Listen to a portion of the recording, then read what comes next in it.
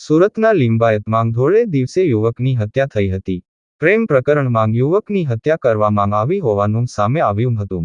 લિંબાયતના રૂક્ષ્મણી નગર પાસે જાહેરમાં ગળું કાપી હત્યા કરાવી હતી. જેથી હત્યાના આરોપીને ઝડપી લેવા માટે લિંબાયત પોલીસે આરોપીની ધરપકડ કરી હતી. દીપકનું એક યુવતી સાથે અફેર હતું, જે રોહનને ખબર પડી ગઈ હતી. ત્યારે રોહન તેનો ફાયદો ઉઠાવી આ પ્રેમ પ્રકરણ જાહેર કરવાની ધમકી આપી દીપકને ધમકાવતો હતો. 2 વખત તેને 3,000 રૂપિયા પણ આપ્યા હતા. છતાં તે પીછો છોડતો ન હતો.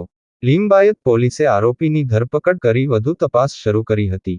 પોલીસે હત્યા કરનાર યુવકને કસ્ટડીમાં લીધો છે, જેની ઉંમર પણ 19 વર્ષ છે. રોહન 12મા ધોરણ સુધી ભણ્યો હતો. તેની હત્યા કરનાર તેનો મિત્ર હતો. આ મામલે ડીસીપી ભગીરથ ગઢવીએ કહ્યું કે દીપક પાટીલ નામના યુવાને રોહનની હત્યા કરી હતી.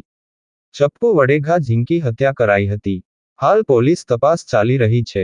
ગઈકાલે લિંબાયત પોલીસ સ્ટેશન વિસ્તારમાં આરડી ફાટકની બાજુમાં એક સોસાયટી છે, ત્યાં એક મર્ડરની ઘટના બની હતી.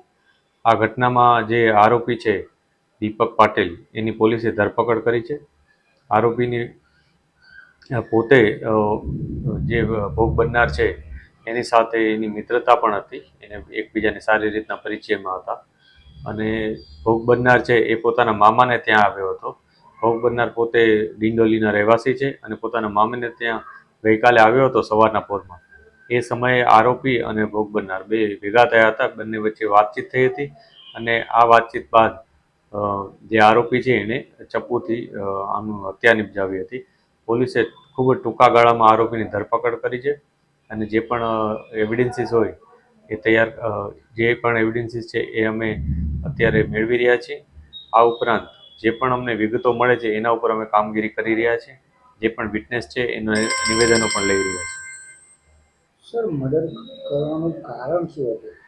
હાલમાં જે પોલીસ પાસે માહિતી છે એ મુજબ આ ઘટનામાં જે ભોગ બનનાર છે એની પાસે જે ભોગ બનનાર છે એ પોતે આરોપી પાસે કંઈક પૈસા માંગતો હતો. આ પૈસા બાબતે કંઈક બંને વચ્ચે ઝઘડો થયો હતો, એને કારણે એને હત્યા નિપજાવી હતી. આ જે પૈસા માંગતો હતો એ કોઈ કારણસર માંગતો હતો કે કોઈ અન્ય પ્રકારે માંગતો હતો, એ તમામ બાબતે અમે અત્યારે વેરીફાઈ કરી રહ્યા છીએ.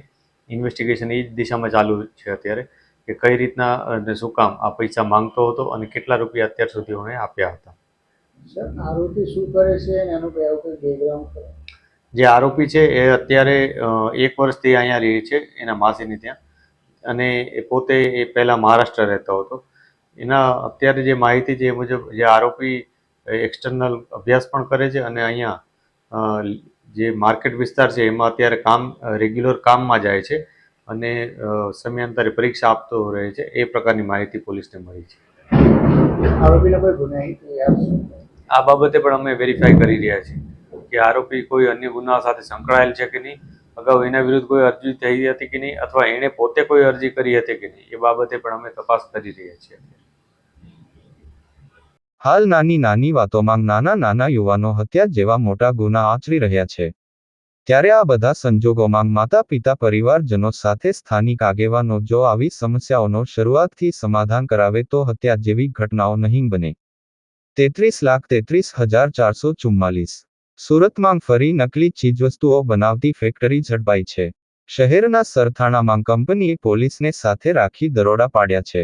ફેક્ટરી નકલી બ્રાન્ડેડ સાબુ, હાર્પિક બનાવતી હતી. નકલી ડેટોલ સાબુ સહિતનો મોટી જથ્થો જપ્ત કરવામાં આવ્યો છે. શહેરમાં નકલી બનાવતી અસલી ફેક્ટરી ઝડપાઈ છે. બ્રાન્ડેડ સાબુ, હાર્પિક લિક્વિડ સહિતની બ્રાન્ડેડ ચીજવસ્તુઓનું ડુપ્લિકેશન થયું હતું. તેમાં નકલી ચીજવસ્તુઓનું ઉત્પાદન કરતી ફેક્ટરી પર રેડ કરવામાં આવી હતી, જેમાં કંપનીએ પોલીસને સાથે રાખી છાપો માર્યો હતો. તેમાં નકલી ચીજવસ્તુઓ બનાવવા વપરાતું રો મટીરિયલ મોટી માત્રામાં જપ્ત થયું છે. તેમાં બનાવટી ડેટોલ સાબુ, લિક્વિડનો મોટો જથ્થો જપ્ત કરાયો છે. તેમજ સરથાણા પોલીસ સ્ટેશનથી થોડા જ અંતરમાં ફેક્ટરી ચાલતી હતી, તેથી પોલીસ સામે પણ સવાલો ઉઠ્યા છે. પોલીસે કંપનીને મળેલી માહિતીના આધારે સરથાણા વિસ્તારમાં દરોડો પાડ્યો અને આ ફેક્ટરીનો ભંડાફોડ કર્યો હતો. ચોંકાવનારી વાત તો એ છે કે પોલીસ દ્વારા પાડવામાં દરોડા દરમિયાન મોટી માત્રામાં નકલી ચીજવસ્તુઓ અને તે બનાવવા માટે વપરાતું રો મટીરિયલ પણ જપ્ત કરવામાં આવ્યું હતું.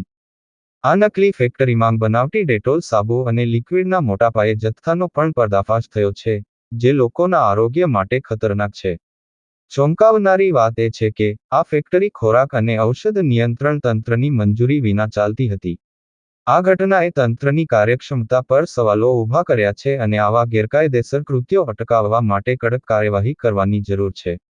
પોલીસે આ સમયસરના પગલાંથી નકલી ચીજવસ્તુઓના ઉત્પાદન અને વિતરણ પર રોક લગાવી લોકોને નકલી ચીજવસ્તુઓના નુકસાનથી બચાવ્યું છે. કેમેરામેન સાબિર અલી સૈયદ સાથે કાદિર શેખ, કર્તવ્ય ગુજરાત ન્યૂઝ, સુરત.